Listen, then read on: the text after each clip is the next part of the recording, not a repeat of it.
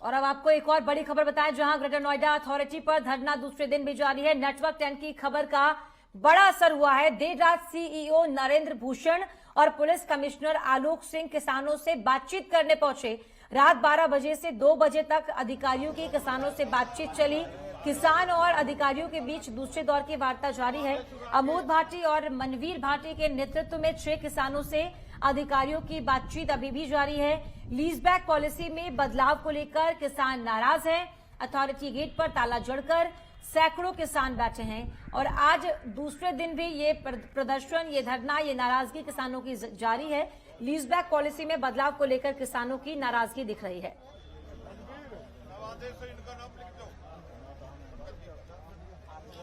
और greater Noida authority से हमारे संवाददाता राजकुमार सीधे हमारे साथ जुड़ गए हैं। राजकुमार, लीज बैक पॉलिसी को लेकर, इसमें बदलाव को लेकर किसानों की नाराजगी कल से हम लगातार देख रहे हैं, लेकिन अभी तक भी कोई एक्शन क्या लिया गया है? हालांकि नेटवर्क 10 की खबर का असर तो हुआ है, बातचीत हुई है, लेकिन बातचीत कितनी सफल रही?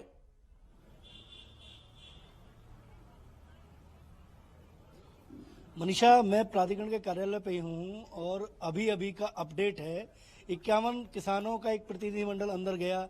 जिलाधिकारी, उसके अलावा मुख्य कार्यपालक अधिकारी नोएडा, ग्रेटर नोएडा, कमिश्नर गौतम बुद्ध नगर, इन सब के बीच में एक बैठक हुई। बैठक होके अब एक निर्णय हुआ है कि किसानों के 5 जो किसान हैं, ये 5 नाम देंगे किसान अपनी तरफ से, और कल बोर्ड की एक बैठक होगी।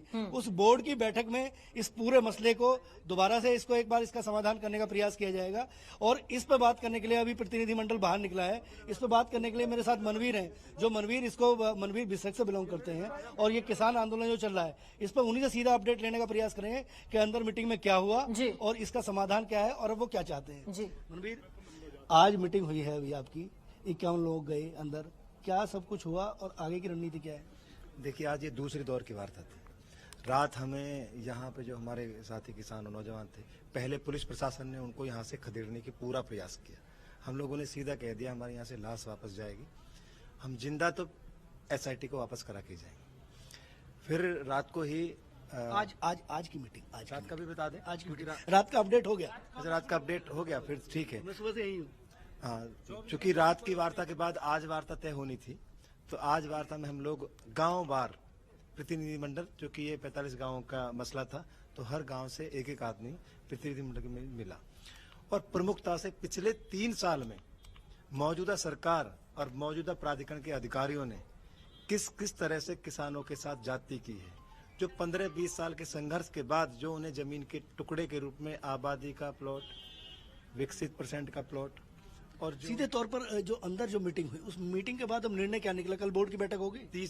बोर्ड मीटिंग होगी और बोर्ड मीटिंग में जो हमारे प्रमुख मुद्दे हैं, जो जांच बैठाई गई थी, वो बाहरियों पे बैठाई गई थी, पुश्तैनी पर नहीं। हमने सीधा ये कहा कि पुश्तैनी किसान पे किसी तरह की जांच नहीं होनी चाहिए। ऑलरेडी हाई कोर्ट से एक जांच हो चुकी है, जब वो लगी दूसरी जांच, दूसरी के बाद तीसरी जांच। पुश्तैनी किसान पे कोई जांच नहीं। जब किसी एक व्यक्ति के नाम पे सरकार सारे पुश्तैनी किसानों की जांच बैठा सकती है, तो सारे पुश्तैनी किसानों की मांग पे जांच को वापस नहीं कर सकती। ये हमने बात रखी है। तो कल जो हमारे 10% का मुद्दा है और जो किसानों पे पेनल्टी लगाई गई है, कल ये बोर्ड बैठक में बिल्डरों को 0 पीरियड का लाभ देने जा रहे हैं। हम लोगों ने ये कहा है कि जब आप बिल्डर को, पूंजीपति को उसके प्लॉट पर 0 पीरियड का लाभ देकर उसकी पेनल्टी माफ कर सकते हैं, तो किसान की पेनल्टी क्यों नहीं माफ कर सकते? पेनल्टी तो प्राधिकरण पे लगनी चाहिए। जो 2000 में एक्वायर हुआ गांव, उसको आज तक 20 साल तक प्लॉट नहीं मिले, तो ये पेनल्टी प्राधिकरण पे लगनी चाहिए कि किसान पे लगनी चाहिए? इन मुद्दों के साथ हमारा 5 किसानों का प्रतिनिधिमंडल कल बोर्ड में बैठक करेगा। कल बोर्ड के फैसले के बाद हम आगे की रणनीति तय करेंगे। वो 5 किसान कौन होंगे? वो अभी नाम हम तय करेंगे। हाँ साहब।